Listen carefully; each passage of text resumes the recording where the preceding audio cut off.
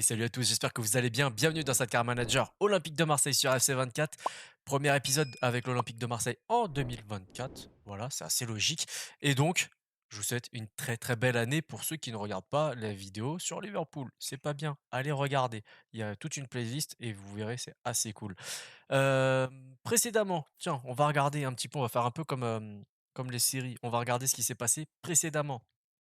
Au mois de décembre, on a fait un nul contre Rennes, une victoire contre Lorient, une défaite contre Brighton et victoire contre Clermont et Montpellier. Donc aujourd'hui, on est un petit peu plus loin que le 1er, on est le 7 à la date du jeu et donc on a un match de coupe contre Lens, un match contre Strasbourg et Monaco, mais surtout, on a un mercato à gérer et on va voir ça ensemble dès maintenant. Tiens, une très très bonne nouvelle pour commencer cette année 2024, le retour de Samuel Gigot qui était gravement blessé. Il avait raté quasiment 2 mois de compétition, donc ça c'est très très bien pour nous, c'est une bonne nouvelle. Ça c'est un recruteur qui peut plus rien faire. Et Muguet, parce que je disais Mug jusqu'à maintenant, en fait j'ai appris à la radio qu'on disait euh, Muguet. Donc voilà, il n'a pas voulu aller en MLS. Donc on disait au dernier épisode qu'il nous fallait sûrement une recrue. On va regarder ça ensemble. Faut que je reprenne un petit peu mes marques. Gestion d'équipe. Voilà. Donc là, on a un 4-4-2 à plat. Klaus qui est pas très content de son positionnement. Harit qui est un petit peu fatigué. Ok. Donc on va enlever Pacho. On peut remettre Gigot, qui est notre taulier de base. Ah, quoique, non, il n'est pas encore vraiment disponible. On va le laisser du coup au repos pour le moment. On y reviendra un petit peu plus tard. Donc, en termes de recrues, on va regarder dans l'accueil des transferts. Et normalement, on avait tout. Non, on n'avait pas encore le rapport de Ryan Kent, qui est une potentielle recrue pour nous. Mais c'est pas grave. On va déjà se positionner sur Hugo Lloris, qui en vrai est parti du côté de Los Angeles. Euh, Pas Galaxy, les autres, LAFC, voilà. Et donc, on va faire une petite proposition pour ce gardien dès maintenant et on va pas dépasser le million. On va essayer 900, 950, pourquoi pas même un échange, mais non, on va proposer un transfert à 900, 900, 950. Ça me paraît pas mal. En plus, il est en fin il est en fin de contrat chez eux. Il peut potentiellement signer libre.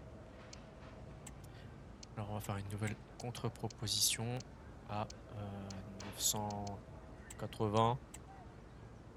C'est vraiment symbolique, hein, le million.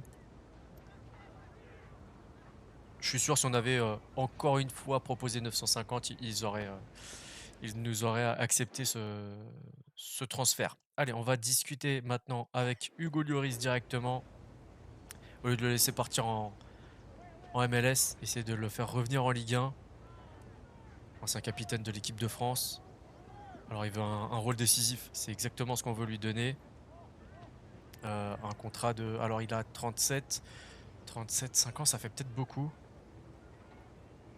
On va lui proposer 3 ans de contrat. Il est d'accord, on va pas mettre de clause, hein, c'est assez stupide. Alors, il veut une grosse prime à la signature, il veut une grosse prime d'invincibilité, mais en termes de salaire, il est prêt à diviser quasiment par deux. Alors on va juste retirer les primes. Sa prime à la signature de 300 000, ouais, on peut tenter. Mais du coup, il veut 33 000 et on va essayer de négocier à 30 000. C'est pas énorme, hein, c'est des économies de bout de chandelle, mais... euh, Allez, c'est fait. 30 000 par semaine et une prime de 300 000, c'est vraiment pas mal, mais ça reste Hugo Lloris. C'est pour moi une excellente affaire. Et donc, c'est un peu le cadeau en retard de cette carrière manager 980 000 euros pour Hugo Lloris. Je pense que c'est plutôt une bonne affaire, même si eux, ils estiment que c'est un C. Bon, pour un bon prix. Moi, je pensais que c'était un peu plus qu'un C, mais pourquoi pas. Nouvelle star. Ah oui, Hugo Lloris. Et du coup, on va essayer de vendre Paul Lopez ou non, peut-être pas Paul Lopez, mais peut-être, l'autre gardien, remplaçant là, le comment il s'appelle celui-là? Hem, Blanco, Ruben Blanco. Va falloir qu'on le refourgue.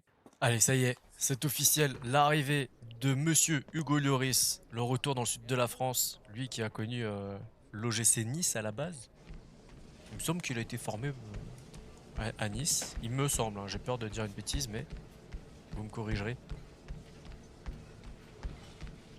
Et ça fait un Frenchie de plus. Et donc ouais, forcément, Paul Lopez qui vient surveiller son concurrent direct. Mais par contre, je pense qu'on va lui changer son numéro. Parce que le 24 lui risque quand même un minimum pour lui. Et en vrai, ça lui va bien. Ça lui va pas mal du tout même. Offre de prêt pour Blanco, encore une fois, Sheffield. Oui, mais on veut pas le prêter. On ne veut pas le prêter. On veut une vente directe. On veut 4,8 millions minimum sur la table. Et on a une offre. Non mais s'il vous plaît. Non mais s'il vous plaît. Le PSG qui veut prendre Jonathan Klaus. Et en plus pour 18,7 millions. Bah non. Bah non. Bah non. PSG quand même. Bon, alors les amis, on a un budget de 32 millions. Et sans avoir fait encore de vente. Et on a reçu le rapport de Ryan Kent. Donc on va regarder ça ensemble. Normalement, voilà, il est là. 76 de général, ailier gauche, droitier, très rapide, bonne qualité de passe et de dribble. Pas si bon que ça en termes de tir et de physique. Mais voilà, vous le voyez, il est agile, il a un bon équilibre, très très endurant. Après, ça s'améliore, hein, clairement. Passe courte, 73, effet 74, puissance de frappe 77. Par contre, en termes de précision, de finition, 64. C'est pas la plus grande des folies, mais ça peut être une très, très bonne chose pour nous et ça coûterait, cette équipe ne vendra pas ce joueur, mais nous pouvons négocier avec lui directement en cas de paiement de la clause. Ah! J'avais pas prévu ça, à vrai dire. J'avais pas prévu de payer 15 millions pour lui, j'étais plus dans les 10, 11 peut-être. Mais là, du coup, non, si ce club ne vend pas, bah, on est bah non, bah non, c'est pas ce que je voulais. C'est pas ce que je voulais. Du coup, on va faire tout de suite à Bouklal. Le prix est de 15, mais on peut essayer d'avoir 12. Là, c'est plus, je suis plus d'accord avec ça. Alors, on va proposer un transfert directement à 12. 12, 12,5. 12,5, on a 31 millions de budget. On va essayer de ne pas aller beaucoup plus haut que 14. Ça serait bien. Ah! Alors déjà, ils sont pas contre, mais ils veulent Gigot. Bah non, bah non. Alors par contre, tu peux nous prendre si tu veux. On a un gardien, Ruben Blanco. On peut essayer Ruben Blanco, hein. 6-7 plus Blanco. Est-ce qu'il serait... Non. Ok, donc on va faire une contre-proposition. On va essayer...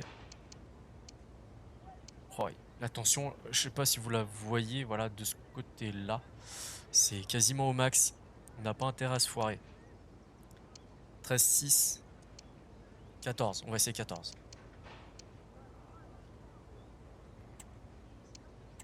C'est chaud. C'est chaud, là on s'est foiré avec Blanco. On aurait dû retirer tout de suite l'échange. Ils sont ok. C'est peut-être un peu cher payé. Dans la mesure où on s'était dit 12-13 et pas beaucoup plus que 14. Bon, on est pile à 14. On va essayer ça. Euh, Quoi qu'il arrive, ça reste une bonne recrue, hein.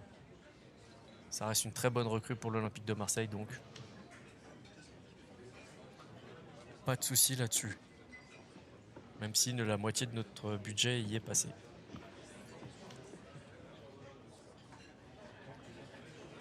Alors, le rôle d'Abouklal, il aura un rôle important. Il jouera régulièrement, il est satisfait. Sur la durée du contrat, il a 23 ans, je vais proposer 5 ans. C'est ce qu'il veut aussi, c'est très bien, pas de clause. Et il veut pas un salaire extrêmement important. Il demande 5 000 de plus par semaine. Bon, moi j'aimerais bien avoir 5 000 de plus par semaine, hein, mais à l'échelle du foot, ça fait ah ouais, ça fait 5 000, ça fait 100 000 par mois. C'est pas mal. 100 000 par mois, j'aimerais bien les avoir, même à l'année. Allez, l'arrivée d'Abouklal, qui a un autre type d'accueil que Hugo Lloris, hein. Il y a beaucoup moins de monde. Il n'y a pas d'équipier. Par contre, il est arrivé classe, hein. Costard, beau gosse.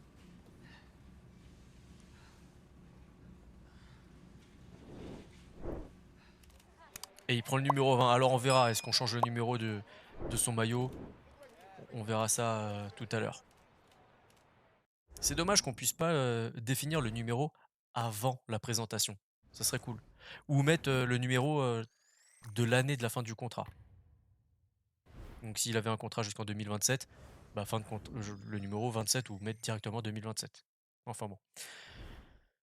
Bon joueur d'équipe à droite en concurrence avec Sarr, c'est exactement ce qu'on voulait. Par contre, ils estiment que c'est un C, tout comme Lloris, et qu'on pouvait l'avoir pour 11,5. Bah ouais, c'est ce que j'aurais aimé avoir aussi. C'est comme ça. Allez, on a fait déjà 2 recrues d'entrée de vidéo, c'est pas mal.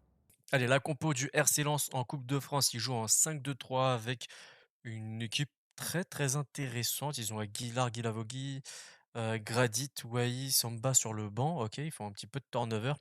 Tout en bas, vous voyez 3 défaites et 2 nuls. En vision tactique, c'est standard.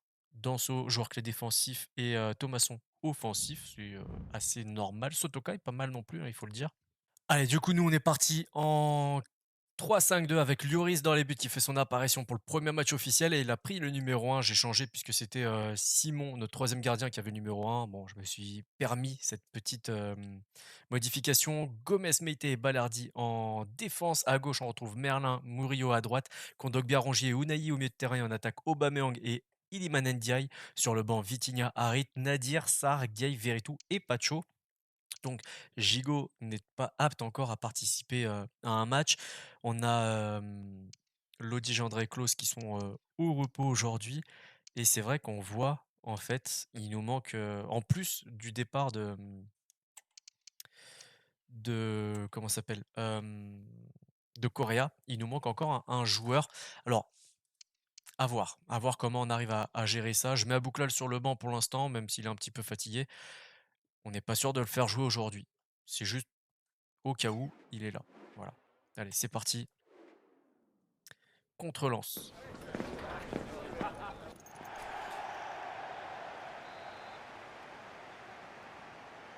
Ah et oui, j'ai donné le numéro 17 à Abouklal, puisque normalement à Toulouse, il prend le numéro 7. Sauf que chez nous, bah, c'est Jonathan Klaus qui l'a. Il est hors de question qu'on lui retire son numéro pour un joueur qui vient d'arriver. Tout simplement. Et pourquoi le 3-5-2? Tout simplement, puisque bah, Gigot n'est toujours pas en forme. Et qu'on n'a pas assez de joueurs de côté en forme aussi. Donc on doit composer avec la fatigue, les absences, les blessures.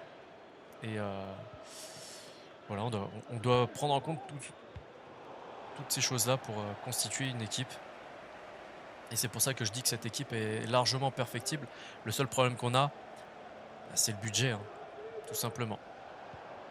Donc voilà pourquoi il faut finir au mieux cette première saison, espérer décrocher un titre ou une qualif en Ligue des Champions pour gagner un peu d'argent et recruter un peu mieux pour la saison 2. Allez, Aubameyang. Et c'est complètement à côté, c'est dommage.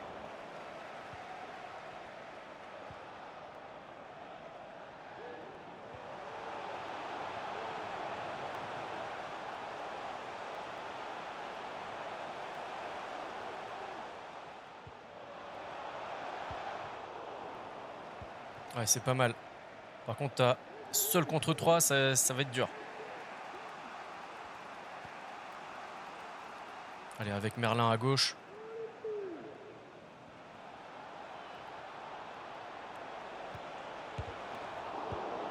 Allez, ouverture du score, Aubameyang à la 43e minute de jeu. Il était parfaitement placé pour récupérer ce ballon. Et malheureusement, le jeune Lensois qui subit la célébration d'Aubameyang pile devant lui. Ouais, c'est pas mal. C'est pour ça aussi qu'on a 2 attaquants dans ce dispositif-là, parce que en termes de finition, c'est pas toujours clean. Et du coup, il faut qu'on arrive à avoir au moins 2 joueurs dans la surface en cas de ballon qui revient sur nous.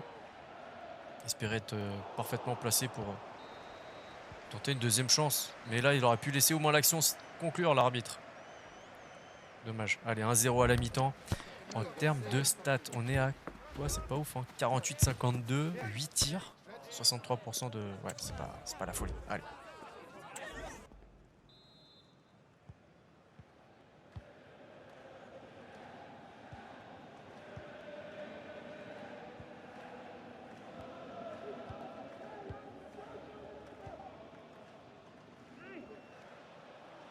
Allez, Murillo qui va tenter une incursion et une frappe.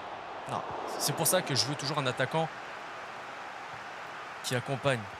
Au moins, on a toujours une chance. Oh, Davis qui est assigné à Liverpool. Ça veut dire qu'il y a un gros départ aussi, je suppose.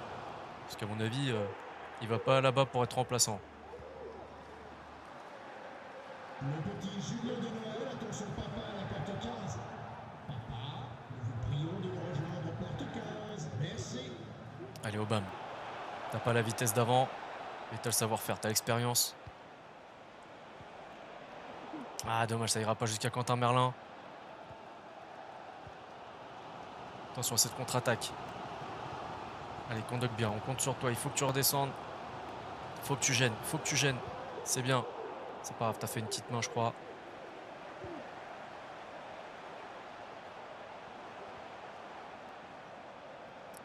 Allez. On l'a vu, nous, cette Coupe de France.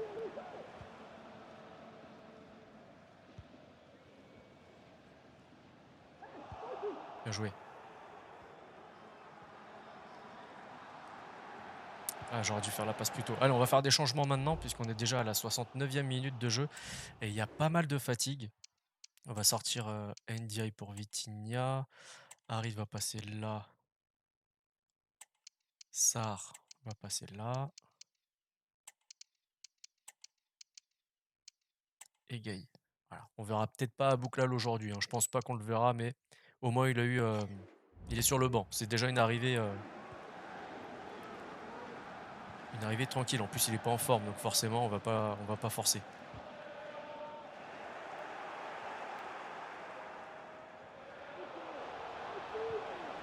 Non, c'est un peu court et pas du tout au bon endroit.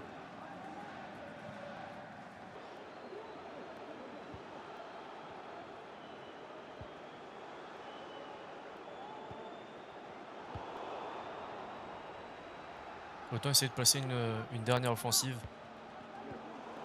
C'est pas possible. Allez, c'est fini. 1-0 contre le Racing. Et ça, c'est plutôt une bonne nouvelle. Les détails du match, on va passer très rapidement. 58-42, 9 tirs. Ils n'ont pas tiré. Ils n'ont pas tiré. Ça, c'est plutôt une bonne chose. Les meilleurs joueurs, bon, on l'a vu, c'est Aubameyang avec un 8-3. Alors, ils sont pas dans l'ordre. 8-3 buteur. Ndiaye, Rongier. Bon, Lloris, il prend un 6-6, mais bah, il a rien fait, hein. Il n'a pas touché de ballon. Il était bien placé. Voilà. Et de leur côté, 6-6, Davidovic 6-5. Ok, c'est pas la folie, ils ont pas fait de changement eux. Offre de prêt pour le jeune de la part de Pise, un gardien du centre de formation avec... ah ouais non, on va déléguer, je veux pas d'option d'achat. Je veux pas d'option d'achat, un prêt d'un an, un prêt court, 6 mois c'est pas mal je pense. Parce que cet été au moins on pourra faire le point avec lui. On prend 102,5, ok. Allez, on enchaîne contre Strasbourg et on a un accord pour le prêt de Lejeune, un prêt à court terme, c'est plutôt une bonne chose. J'espère qu'il jouera et qu'il prendra des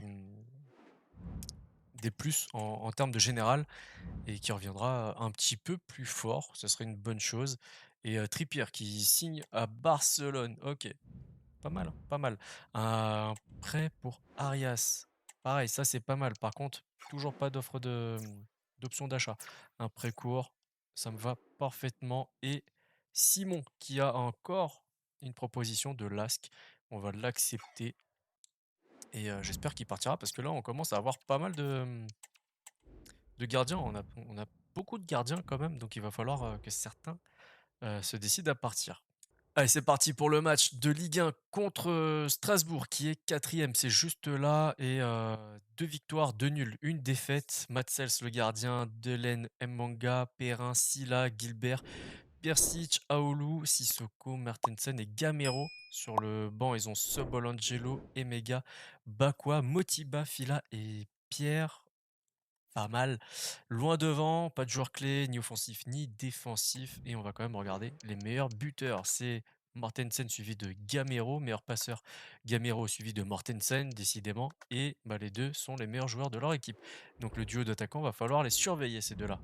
Allez, on est parti pour ce match avec un 4-2-3 avec Lloris dans les buts, Lodi à gauche, Klose à droite, Pacho et Balardi en charnière centrale. On a toujours Gigot avec le petit pansement, donc toujours disponible. Gay Rongier au milieu de terrain. Ensuite, on a Harit Ndiaye et Sarr Vitigny en numéro 9. Donc, pas d'Abouklal, il est sur le banc accompagné de Unai, Franco, Aubameyang, Kondogbia, Veretout et Totti Gomez. Et donc, on le voit, hein, il nous manque vraiment un joueur côté gauche pour suppléer Harit et voire même le concurrencer. Et si c'était Ryan Kent en fin de compte, je me pose la question. Allez, on est parti pour ce match contre Strasbourg au Vélodrome. Allez, c'est parti. Ça va être un match compliqué. Le premier contre le quatrième, c'est jamais simple. Et Strasbourg, ils sont toujours un petit peu embêtants, j'ai l'impression, à manœuvrer. Ils sont plutôt bien en place, même s'il n'y a pas. Ce sont jamais d'énormes chocs, on va dire, contre Strasbourg. Mais ils arrivent toujours à embêter des gros clubs. J'ai l'impression. Après, peut-être que je suis plus aussi attentivement la Ligue 1, mais j'ai l'impression que c'est toujours une équipe un peu embêtante, un peu genre Lorient, qui est toujours un petit peu relou à jouer. Et c'est un compliment pour eux, hein, le fait de dire ça, hein. Ouverture du score, Klose à la 12e minute de jeu dans un début de match très très silencieux, digne des meilleures bibliothèques. Mais enfin, il a réveillé tout le monde. Ouais, ça manquait. Ça manquait un petit peu d'ambiance dans ce début de match. Il a parfaitement placé son ballon. Encore une fois, c'est un défenseur. C'est son deuxième but en 10 matchs. Ok. C'est un défenseur qui marque. C'est bien, je pense, d'avoir des défenseurs et des milieux qui marquent des buts. Le numéro 7, Jonathan Mais c'est mieux quand ils défendent bien et que le buteur marque. C'est encore mieux. C'est plus appréciable. C'est plus équilibré.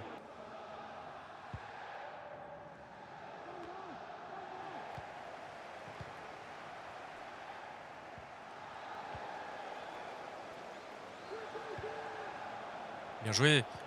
Non, Manga qui était très très bien placé. Malheureusement, la passe n'était pas si bonne que ça aussi, il faut le dire.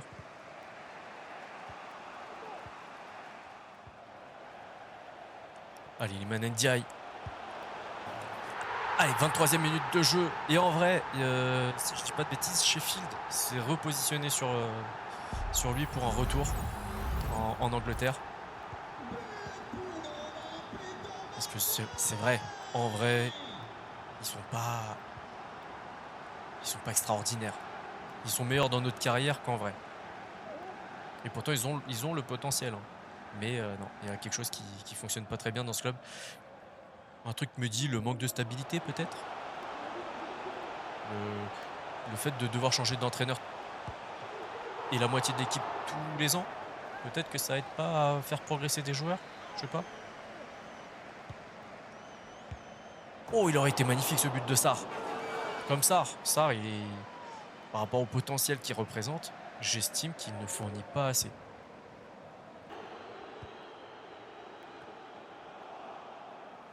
J'ai vu un petit Superman là dans le tas.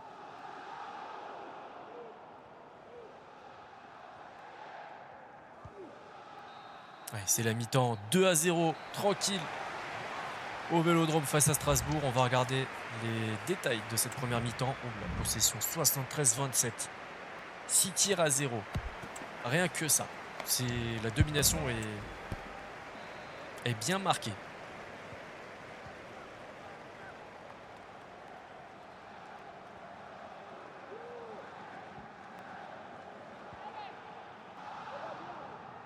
Luis Diaz qui part de Liverpool pour aller à Arsenal.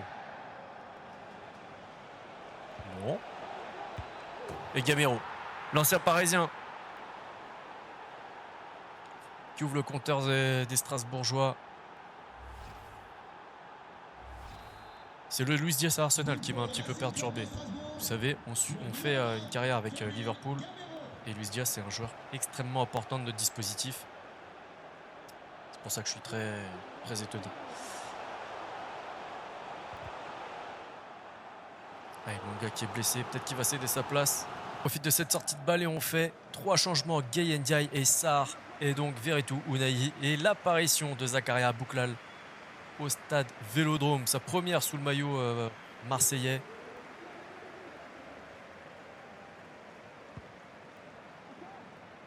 Pour rappel, les bénéficiaires de pensions d'invalidité, les seniors, les moins de 13 ans et les personnes sans emploi Je peuvent préfère le faire obtenir rentrer des billets à prix préférentiel sur présentation d'une pièce en d'identité cours ou d'un de jeu. justificatif de leur situation.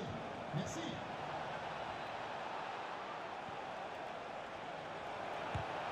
Pas le cramer. Même s'il aurait pu, je pense, débuter ce match.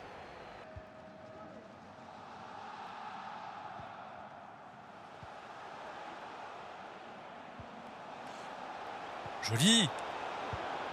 Ah, dommage, c'était bien joué. Allez, on va faire un dernier changement pour les 2 dernières minutes. Vitinha qui va céder sa place à Aubameyang et à gauche, Franco, tiens. Il va prendre un peu de temps de jeu. Et ça va bien le faire. Pour les 2 minutes qui restent. Oh, Abouklal qui a tenté quelque chose de plutôt intéressant. Alors, heureusement, il s'est complètement foiré. Ça arrive. Allez, victoire 2-1. Assez tranquille, mine de rien, avec un but un petit peu à contre-temps du jeu. On a perdu un peu de possession par rapport à la première période. 66-34, 8 tirs contre 2. Le flop de leur côté, c'est le gardien Matsels avec un 4,8. Et le top, c'est Gamero, l'ancien parisien, avec un 7,8 et un but. Sissoko, lui, a fait une passe D et il prend un 7,4. Le flop, malheureusement pour lui, c'est Hugo Lloris. Il prend un 5,3. Tiens, on va regarder les stats. 2 tirs subis, 1 cadré, 0 arrêt, 1 encaissé. Ouais, c'est pas terrible, mais bon, on va pas lui jeter la pierre. Et le top, c'est Klaus avec un 10 sur 10, une passe D et un but, le statut d'homme du match. Ndiaye et Sarr se partagent la note de 8,4 avec un but et une passe D. Et ben, on va pas regarder la note de Abouklal puisqu'il est rentré. Dernier quart d'heure, il a joué 23 minutes. Mais il a dû toucher genre 3 ballons et encore. Bon, je voulais couper, mais on a vécu le départ en prêt de Louis Lejeune pour 6 mois et le départ définitif de Simon, le troisième gardien, pour 2 millions. Donc, ça c'est fait, c'est pas mal.